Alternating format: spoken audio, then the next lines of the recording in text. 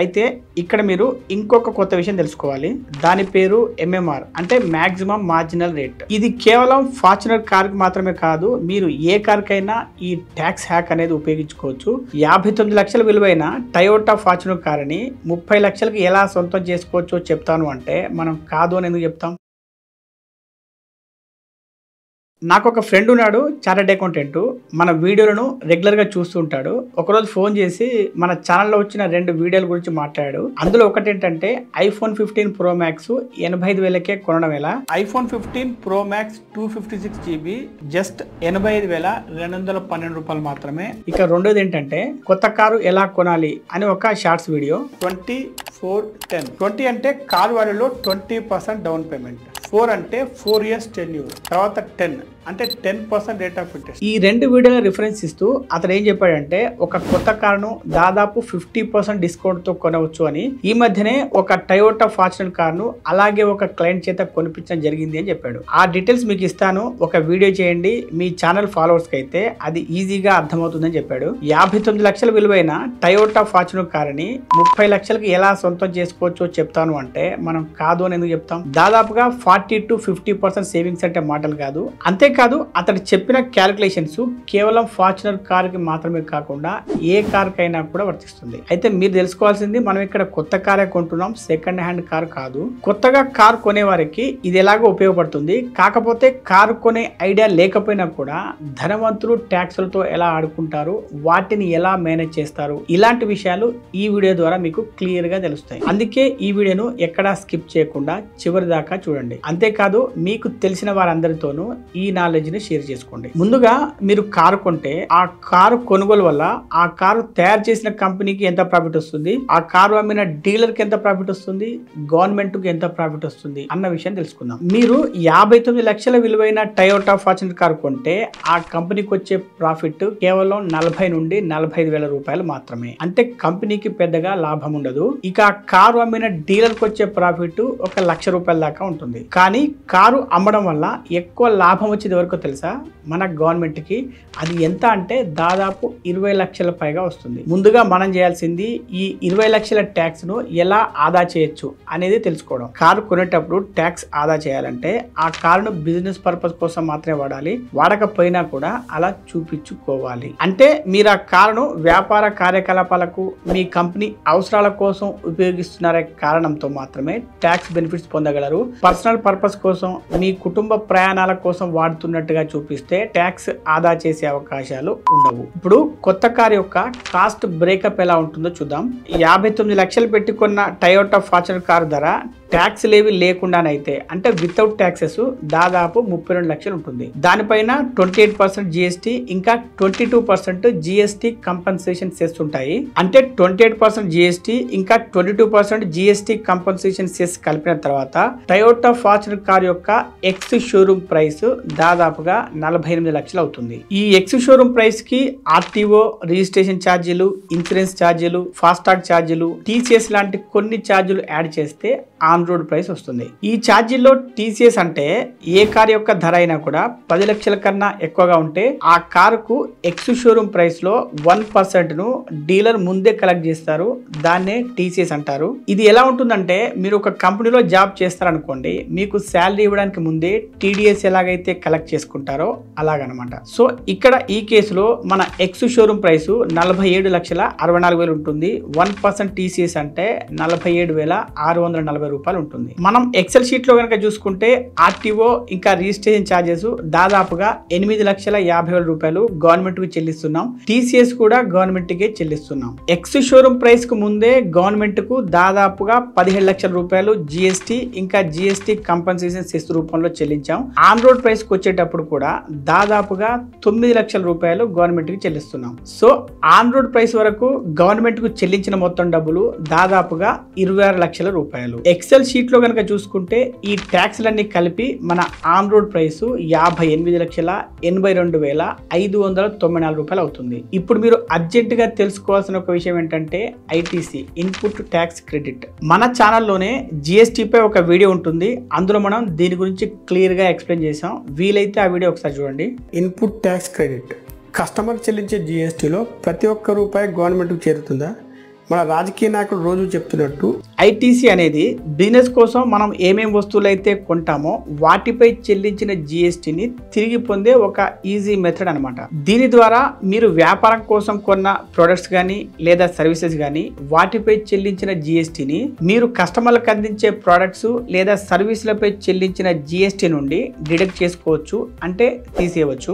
ఈ విధానంలో మీరు కట్టిన జిఎస్టీని తిరిగి పొందడం వల్ల వ్యాపార ఖర్చులు తగ్గి మొత్తం లాభం పెరుగుతుంది. అయితే మీకు ఐటీసీ ఎలిజిబిలిటీ అనేది ఉందా లేదా అని తెలుసుకోవాలంటే section 16 to section 21 of CGST act 2017 ద్వారా తెలుస్తుంది. ఇందులో మనం అతి ముఖ్యంగా తెలుసుకోవాల్సిన సెక్షన్ ఏంటంటే సెక్షన్ 17(5). ఈ సెక్షన్ ప్రకారం మీరు కొన్న వెహికల్ లో డ్రైవర్ సీట్ తో కలుపుకొని 13 మంది కన్నా ఎక్కువ మంది కూర్చోగలిగే కెపాసిటీ ఉంటేనే మీరు ఐటీసీని క్లెయిమ్ చేసుకోవచ్చు. అంటే ఈ వెహికల్ అనేది ట్రాన్స్పోర్టేషన్ కోసం వాడుతుంటే, వ్యాపార అవసరాల కోసం వాడుతుంటేనే మీరు ఆ వాహనంపై చెల్లించిన జిఎస్టీని తిరిగి పొందవచ్చు. కానీ ఆ vehicle seating capacity driver seat ను కలుపుకొని 13 లేదా అంతకన్నా తక్కువ అయితే మాత్రం మీరు ఆ వెహికల్ పై చెల్లించిన జిఎస్టీకి ఐటీసీని క్లెయిమ్ చేయలేరు. అంటే ఆ వెహికల్ ని మీ వ్యాపారం కోసం వాడినా కూడా మీరు చెల్లించిన జిఎస్టీని తిరిగి పొందలేరు.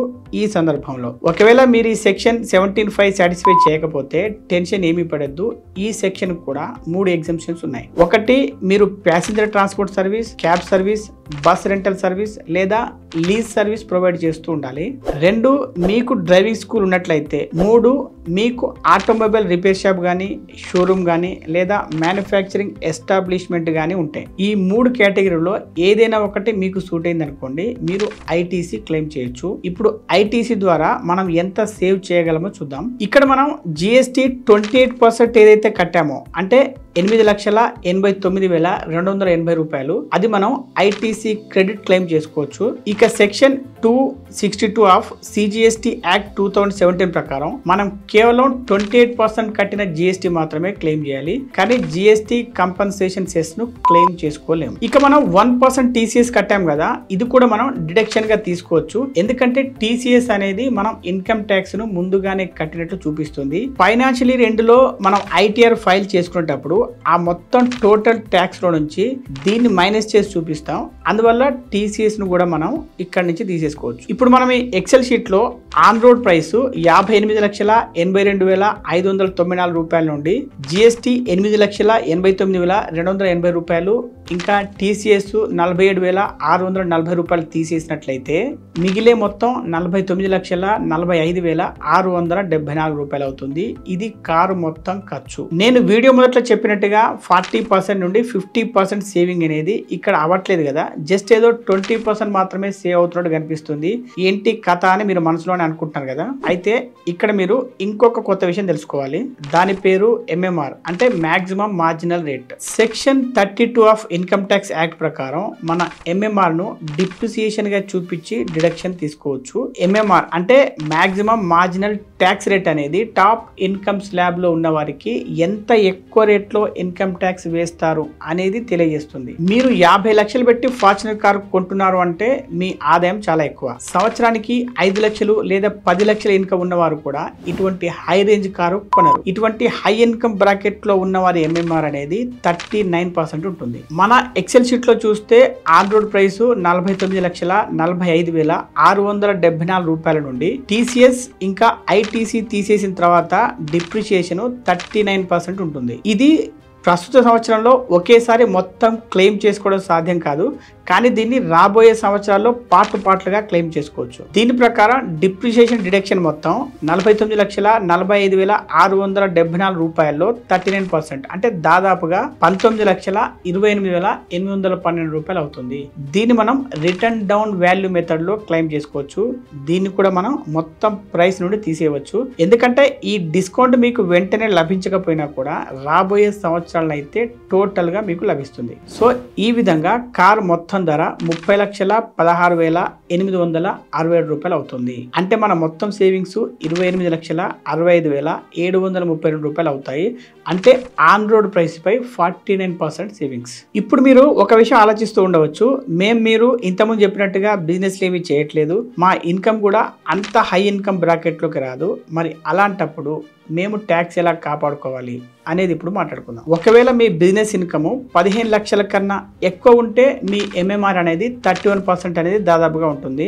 ఒకవేళ మీ ఇన్కమ్ 15 లక్షల కన్నా తక్కువగా ఉన్నట్లయితే అప్పుడు మీరు అసలు ఇలాంటి కార్లు కొనకూడదు. మీరు కేవలం సేవింగ్స్ మీద, ఇన్వెస్టింగ్ మీద కాన్సన్ట్రేట్ చేయాలి. మీకు ఇంకా మీలాంటి చాలా మందికి జిఎస్టీ క్లెయిమ్ అనేది దొరకదు. ఎందుకంటే మీ వెహికల్ కెపాసిటీ 13 మెంబర్స్ లేదు, లేకపోతే మీరు ఇంతకుముందు చెప్పిన 3 ఎగ్జామ్షన్స్ లోకి కూడా రారు. మీరు కేవలం కట్టిన టీసీఎస్ మాత్రం క్లెయిమ్ చేసుకోగలరు. So me on road price నుండి మీ టీసీఎస్ తీసేస్తే మనకు మిగిలే అమౌంట్ 58,34,954 రూపాయలు.